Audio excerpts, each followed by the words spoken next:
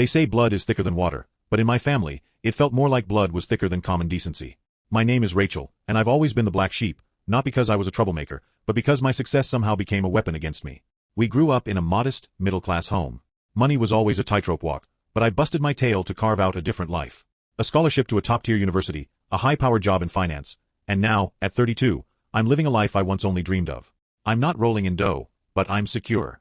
My house is paid off, I travel when the mood strikes, and until recently, I sent a monthly check to my family, just to lend a hand. I didn't expect a ticker-tape parade, but I certainly didn't expect this level of treachery.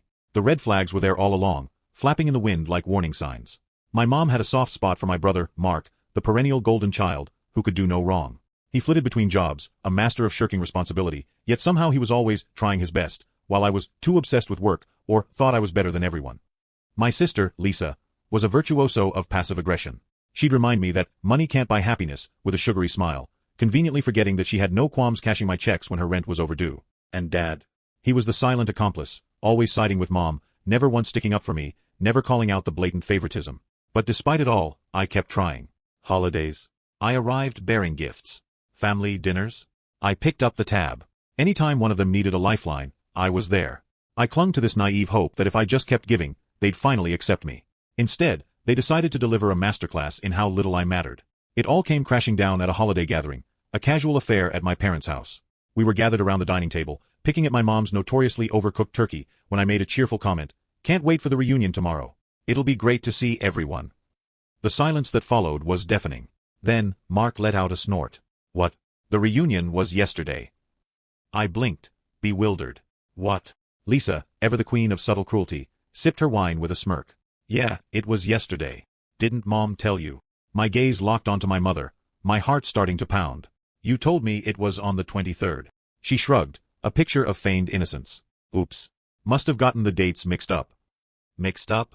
I wasn't some distant relative they'd accidentally overlooked. I was their daughter, their sister. And they'd held an entire family reunion without me. My aunt, scrolling through her phone, held it up, displaying a photo. Everyone was there. Cousins, uncles, nieces, nephews, Mark, Lisa, my parents, all beaming, arms wrapped around each other. And me. I hadn't even received a courtesy text. Mark grinned, shaking his head in mock disbelief. "Damn, that's awkward. Guess we forgot to mention it." Lisa giggled, the sound like nails on a chalkboard. "Oops, my bad. LOL. Something inside me turned to ice. I placed my fork down, rose from the table, and walked away without a word. No shouting, no tears, just a quiet retreat. Because in that instant, I knew this wasn't a blunder. This wasn't forgetfulness. This was a calculated act of exclusion. And they were going to regret it. I didn't slam the door, I didn't give them the satisfaction of a meltdown. I grabbed my coat and stepped out into the biting winter air, letting the cold sting my skin as I processed the betrayal. They had planned this. Every single one of them had looked me in the eye, smiled, and let me sit there like a fool while they reveled in their secret gathering. My phone was silent. No missed calls, no texts, not even a half-hearted "wish you were here."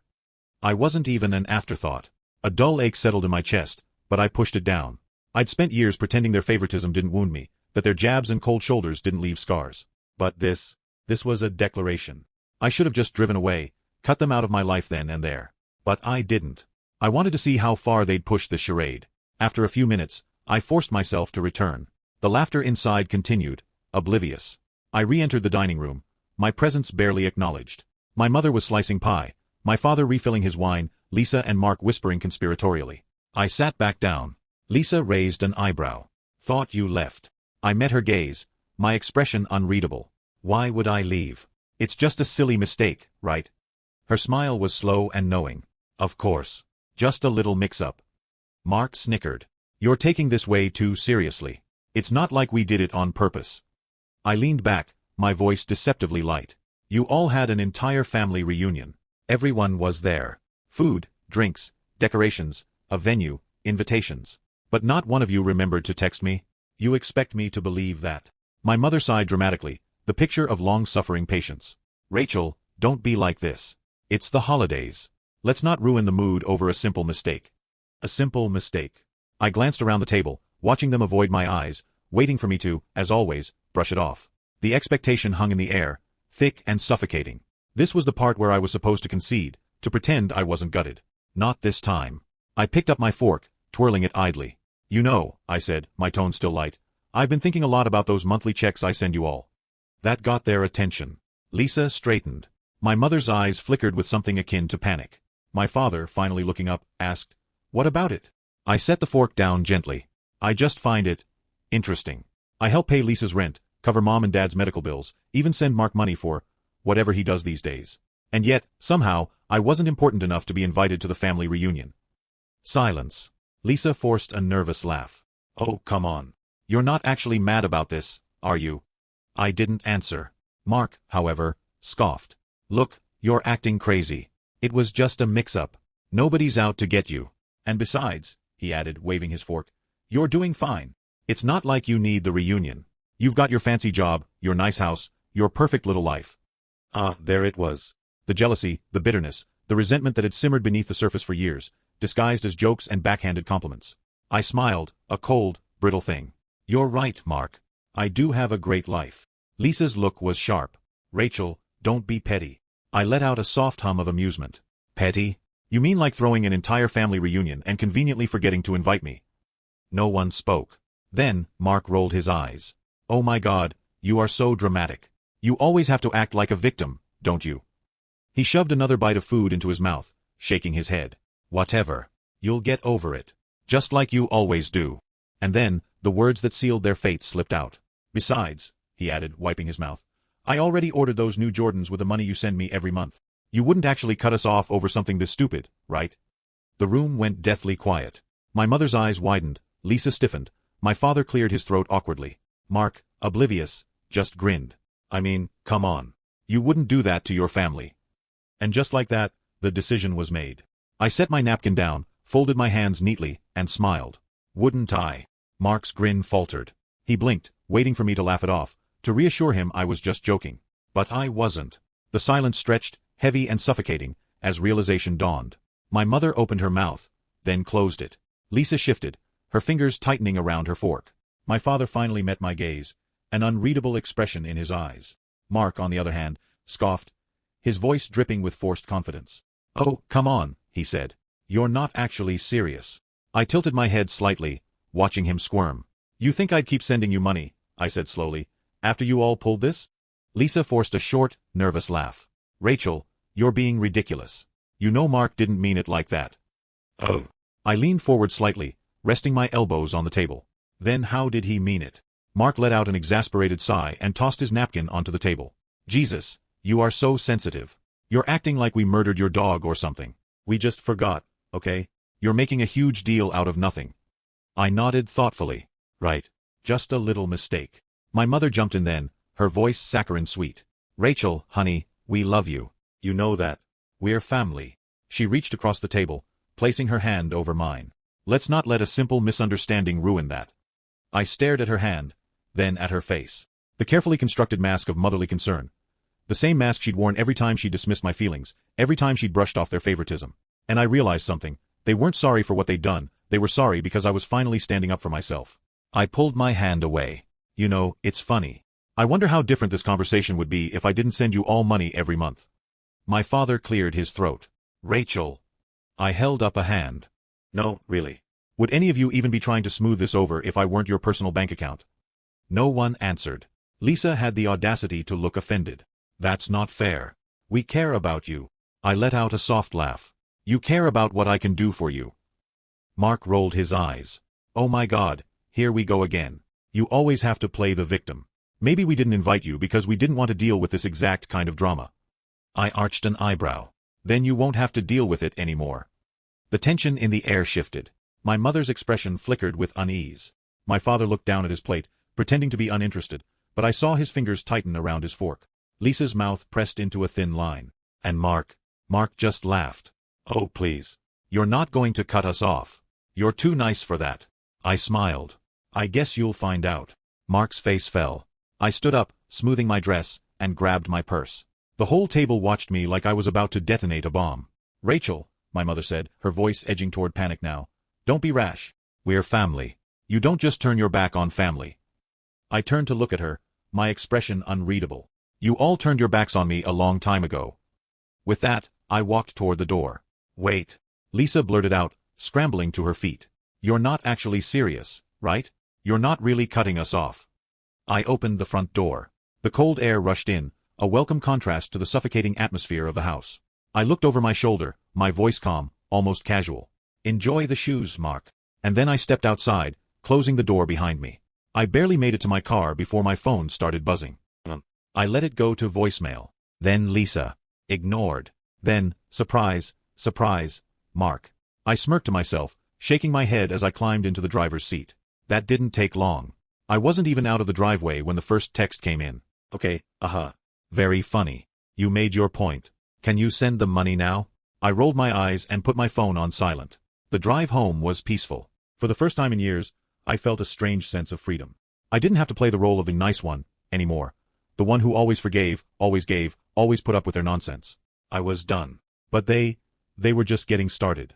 By the time I got home, my phone had exploded with messages. Lisa, Rachel, don't be so dramatic. Family is family. Mom, you don't mean this. We raised you better than this. Dad, uncharacteristically brief. Call your mother. And then there was Mark, who had sent far too many messages for someone who supposedly didn't care. At first, it was the usual Mark nonsense. Mocking, condescending, assuming I'd cave. You're really cutting us off over this? Unreal. Then another. What are you going to do? Spend all your money on candles and fancy pillows? Come on. Then a final jab. Fine, be petty. Whatever. Then the shift happened. Hey, okay, listen. I kind of need that money. Like, soon. I smirked. Here we go. I ordered some stuff expecting you to send it this month. Oh, now he was admitting it. It's not just the shoes. I may have also gotten a new TV. I raised an eyebrow. And a PS5. And a laptop. But I had it all planned out. Your transfer was supposed to come in today. Ratch, come on. I took a slow sip of my tea, scrolling further. You're seriously not answering? This isn't funny. They're going to charge my card tomorrow. Rachel, I don't have the money to cover it. Do you want me to go into debt? I nearly choked on my tea. Oh, this was gold. Mark wasn't just inconvenienced. He was in real trouble. 4 years, he'd lived with this smug confidence, knowing I'd always come through. He had spent money he didn't have because he assumed I would keep paying. And now, he was desperate. A notification popped up. Incoming call from Mark. I let it ring. Then another. And another. Then a message, short and to the point. Pick up the phone. I sat back, watching my screen, a slow grin forming on my face. For the first time ever, I was the one in control. They thought I'd just roll over, that I'd let them gaslight me into believing it was my fault, that I was being unreasonable. But they forgot one very important thing. I was done being the family's ATM. And Mark was about to learn exactly what that meant. I put my phone down and stretched out on the couch, feeling more relaxed than I had in years. Let them squirm. Let them panic. I wasn't their safety net anymore, and they were about to feel what that really meant. Mark had always been reckless, but this was next level. A new TV, a PS5, a laptop, and those shoes. He had planned this. The charges were hitting his account. He was spiraling. I put my phone on silent, ready to enjoy my evening. But then, my phone buzzed with messages from Mom and Lisa. Rachel, call your brother. This is serious. He's in trouble. You need to help him. Okay, look, I get that you're mad, but you've made your point. Can you just send the money now? He's freaking out. They were starting to crack. Then Mark again. Rachel, if you don't send the money tonight, I'll be in trouble. Do you get that? I can't pay for this. Rachel, please. I let that one sit unanswered for another 10 minutes before finally calling Mark. He picked up on the first ring. Finally. Rachel, what the hell? You've been ignoring me all night. Oh, I saw your messages. I was just busy. Busy? Busy doing what? Relaxing. He made a sound of pure frustration. Rachel, you don't get it. I know, Mark, you don't get it. You assumed I'd keep paying for you. You didn't even ask. You just went ahead and spent money you didn't have because you thought I'd be there to bail you out. Again. Silence. Then he scoffed. Oh, come on. You're really this mad over some dumb reunion? It was a mistake. We forgot to tell you, big deal. But now you're punishing me for it? That's insane. No, Mark. This isn't about the reunion. It's about the fact that I'm done. Done being treated like a walking wallet. Done being lied to. Done being used. His voice rose. Used? Oh my God, Rachel, you're so dramatic. You're acting like we're stealing from you. We're family. You have money. It's not like it's a big deal to you. There it was. The entitlement. The expectation. The sheer audacity. I let out a short laugh. Well, you really don't see it, do you? See what? That you're being completely unreasonable. No. That I don't owe you anything. I was helping because I wanted to. But now, I don't want to anymore. You can't be serious, he breathed. Rachel, you can't do this. I already spent the money. I can't just return everything. Not my problem, I said simply. You don't get it, he snapped. They're going to charge my card at midnight. If I don't have the money, my account is going to overdraft. You're just gonna let that happen. I was quiet for a moment, letting his panic settle in. Then I spoke, my voice calm. Yes, I am.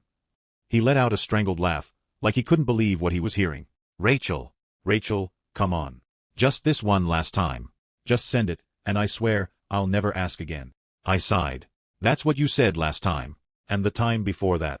And the time before that. This is different. No, it's not. It's exactly the same. You made a reckless decision, thinking I'd clean up your mess.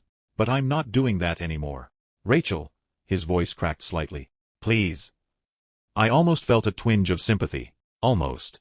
But then I remembered every time I'd been dismissed, every time they'd laughed at me, every time they treated me like an outsider in my own family. I stood firm.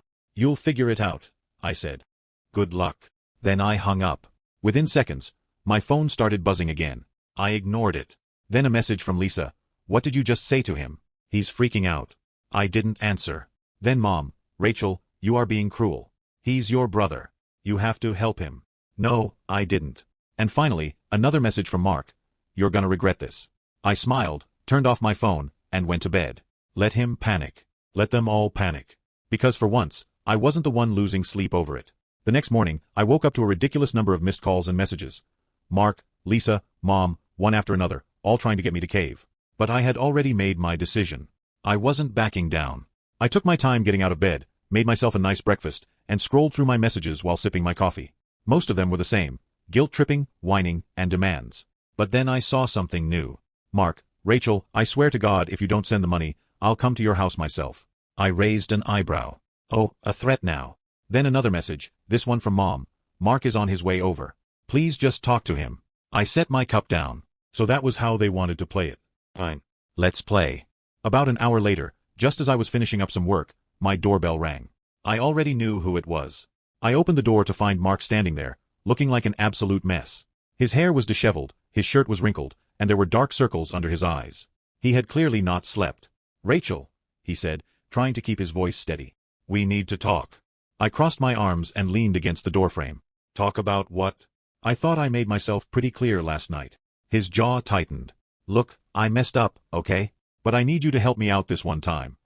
One time. I tilted my head. You mean just like last time? And the time before that? His hands clenched into fists. Come on, you have the money. It wouldn't even hurt you. I let out a short laugh. That's the problem, Mark. You think my money is your safety net, that it's just something you're entitled to. But it's not. He let out a frustrated sigh, running a hand through his hair. Rachel, I don't have time for this. The charges are hitting my account today. I stared at him. Mark, I just want you to take responsibility for once in your life. His face twisted. This is because of the reunion, isn't it? You are being petty. I laughed. Oh, trust me, Mark. This is about a lot more than that. He was breathing heavily. So you are really not going to help me? Nope. His hands clenched, his nostrils flaring. Then, he hissed. You are just a selfish brat. You think you are better than us because you have money. Newsflash, Rachel, you are not. You'll always just be the pathetic little sister, who had to buy her way into respect. And when you finally lose all that money, don't come crawling back to us because we won't care. I didn't flinch. I just smiled. Good to know, Mark. Now get off my property. He stood there, glaring at me, waiting for me to cave. But I didn't. After a few seconds, he let out a bitter laugh and turned to leave. Fine. Whatever. Don't help me. But don't expect this to be over. I watched as he stormed off, muttering under his breath. As he got into his car, my phone buzzed again. A message from Mom. Rachel, what did you do? Mark is furious. I shook my head and shut the door, sending a final message to my family. I'm done. Don't ever ask me for money again. It felt final. I hit send, turned off my phone, and went on with my day. For the first time in a long while, I felt at peace. The following days were quieter. My family didn't reach out anymore. And for a while, it was like they just accepted that I wasn't coming back to the role they'd always put me in. Their ATM, their backup plan, their easy way out. I didn't hear from Mark or Lisa. It was a relief, but also a bit strange. A week passed, and then another. I didn't even think about them that much. I focused on my work, my life, and doing things for myself. Then, one night, I got a message from Mark. I messed up. I don't know what to do. Please, Rachel, help me. I stared at it for a moment, feeling no rush to reply. I wasn't angry anymore. I wasn't frustrated. I had simply moved on. I deleted the message without responding. The next day, I went about my routine, completely unbothered. And in that moment, I realized that for the first time in my life, I was living for myself. No guilt. No expectations. Just me. And that was exactly how I wanted it to stay. Thank you for watching. If you haven't subscribed yet, please do so and hit the notification bell to stay updated with more shocking real-life stories happening around you.